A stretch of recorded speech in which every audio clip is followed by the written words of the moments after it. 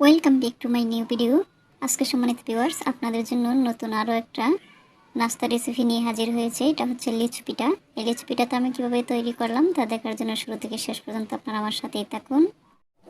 এখানে আমি একটা প্লেট নিয়েছি একটা চাটনি আর মেজারমেন্ট কাপের ছোটো সাইজের কাপটা দিয়ে 1 কাপ আটা নিয়ে ছেলে নিচ্ছি। ময়দা দিয়েও কাজটা করা যায়। আমি আটা নিচ্ছি। ছেলে নেওয়ার কারণ হচ্ছে কোনো ডাস্ট বা ময়লা আবর্জনা থাকলে সেটা ফেলে দেওয়া যাবে। এখানে স্বাদ মতো লবণ দিয়ে দিচ্ছি 3 টেবিল চামচ চিনি। চিনিটা স্বাদ মতো যেরকম মিষ্টি খান ঠিক সেরকম দেবেন। 1 চা চামচ বেকিং পাউডার। আর এখানে একটা ডিম ভেঙে নিয়েছি। চামচের সাহায্যে ডিমটাকে আমি ফেটিয়ে নিচ্ছি। ডিমটাকে ভালোভাবে ফেটিয়ে নিতে হবে। আর এই রেসিপিটা ফলো করে আপনারাও বাসায় একবার ট্রাই করে দেখবেন কতটা মজাদার এবং লোভনীয় হয় লিচুর এই পিঠাটা। এ পর্যায়ে চলে যাচ্ছি আমি দ্বিতীয় স্টেপে। শুকনো উপকরণগুলোকে আমি হাতের সাহায্যে ভালোভাবে মিশিয়ে নিচ্ছি। মিশিয়ে নেওয়া হয়ে গেলে আমি ফেটিয়ে রাখা ডিমের কিছু অংশ দিয়ে দিচ্ছি। আমি অল্প অল্প করে মেখে নিব, কেননা ডিম ছোটো হওয়ার বা বড় হওয়ার কারণে হয়তো আটাটা শক্ত বা নরম হয়ে যেতে পারে। তাই অল্প অল্প করে দিয়ে ডোটা তৈরি করে নিলে বেটার। এবার আমি ডিমের বাকি অংশটাও দিয়ে দিচ্ছি। দিয়ে ভালোভাবে মেখে সফট একটা ডো তৈরি করে নেব।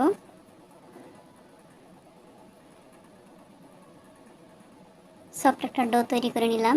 দেখতে পাচ্ছেন সুন্দর একটা ডো তৈরি হয়েছে। আমি হাতের মধ্যে কিছুটা ঘি মেখে নিয়েছি। এবার অল্প অল্প করে আমি পুরো ডোটাকে ভাগ করে নিচ্ছি। এখানে মোট 12টা ভাগ করে নিলাম। আমি আমার সাইজের মতো করে নিয়েছি, আপনারা চাইলে ছোটো বড়ো করতে পারেন। এবার সবকটা ডোকে আমি চেপে চেপে মসৃণ করে নিচ্ছি। এভাবে হাতের সাহায্যে এ পর্যায়ে একটা ডো নিয়ে আমি 2 হাতের তালুতে ঘুরিয়ে ঘুরিয়ে একটা গোল শেপ দিয়ে নিচ্ছি। সামান্য পরিমাণ চেপটিয়ে নিলাম। দেখতে পাচ্ছেন এরকম সাইজের করে আমি সবকটাকেই তৈরি করে নিলাম।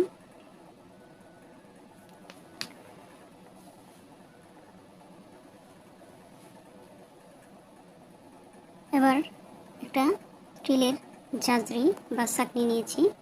সামান্য পরিমাণ তেল বা ঘি মেখে এবার সাইজ করে রাখা আটাটাকে এভাবে চেপে চেপে দিচ্ছি।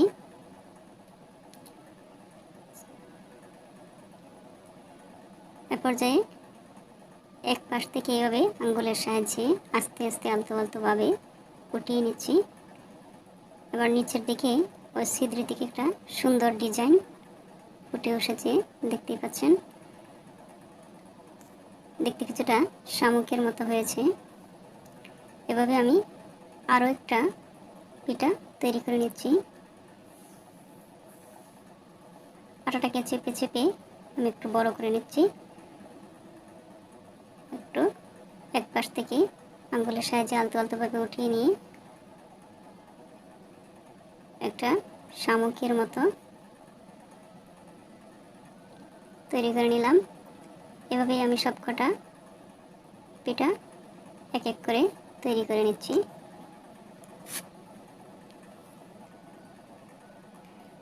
দুই একটা বানানোর পরেই তেল বা ঘি মেখে নিতে হবে, অন্যথায় চাটনি বা ঝাঁঝরিতে লেগে থাকে, উঠে আসতে চায় না। এই জন্যই আমরা দুই একটা পিঠা বানানোর পরেই একটু তেল বা ঘি ব্রাশ করে নিব, মেখে নিব।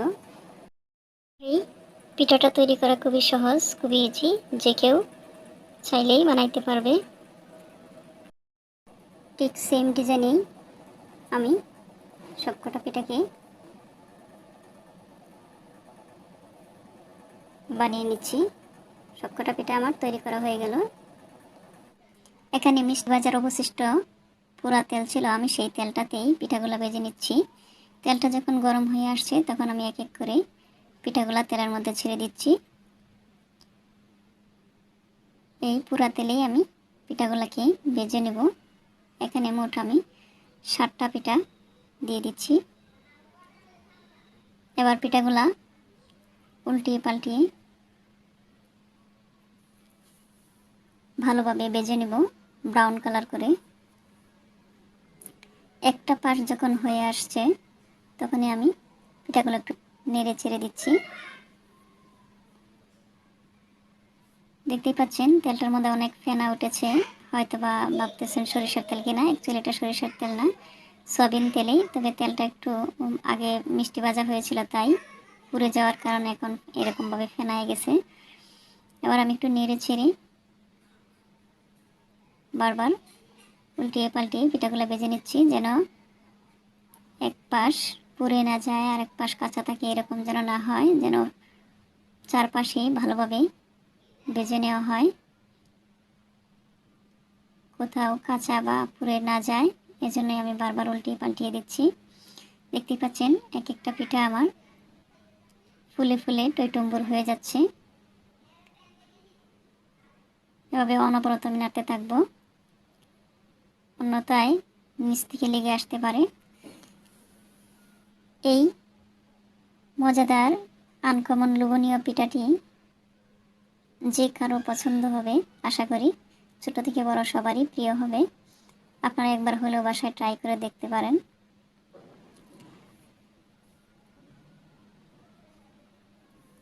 এভাবে বারবার নেড়ে ছেড়ে আমি পিঠাগুলাকে ভেজে নিচ্ছি। এবার তেল থেকে পিঠাগুলা উঠিয়ে নিচ্ছি একটা স্ট্যানারের মাধ্যমে। দেখতেই পাচ্ছেন পিঠাগুলা ফুলে ফুলে কতটা টইটুম্বুর হয়েছে। এক একটা পিঠা কি পরিমাণ ফুলকো হয়েছে। আমার বাকি পিঠাগুলাও এভাবে ভেজে নিচ্ছি। দিয়ে দিচ্ছি কড়াইয়ের মধ্যে বাকি পিঠাগুলা। এবার আমি এই পিঠাগুলাকেও নেড়ে ছেড়ে বারবার উল্টিয়ে পাল্টিয়ে ব্রাউন কালার করে ভেজে নিচ্ছি। ইউটিউব বা ফেসবুক পেজে এটাই আমার নতুন রেসিপি, আনকমন একটা রেসিপি। কেউ হয়তো এরকম রেসিপি ইতিপূর্বে তৈরি করে নাই, আমি ফার্স্ট টাইম তৈরি করেছি। আপনারা চাইলেও অবশ্যই বাসায় এরকম ধরনের রেসিপি তৈরি করে ট্রাই করতে পারেন, দেখতে পারেন কতটা মজাদার এবং আকর্ষণীয় হয়েছে এই পিঠাটা। এটা টিফিনে বা বিকেলের নাস্তায় বাচ্চাদের দিতে পারেন এবং বড়রাও খাইতে পারে। আমি পরিবেশন করতে চলে এলাম। দেখতে পাচ্ছেন যতটা দেখতে সুন্দর লাগতেছে তার চেয়েও লোভনীয় মজাদার হয়েছে খাইতে।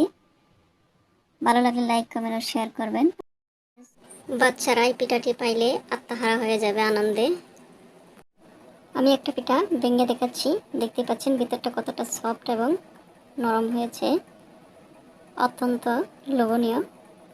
আর কার কাছে আজকের এই রেসিপিটা ভালো লেগেছে কমেন্ট করে জানিয়ে দিবেন। আল্লাহ হাফিজ।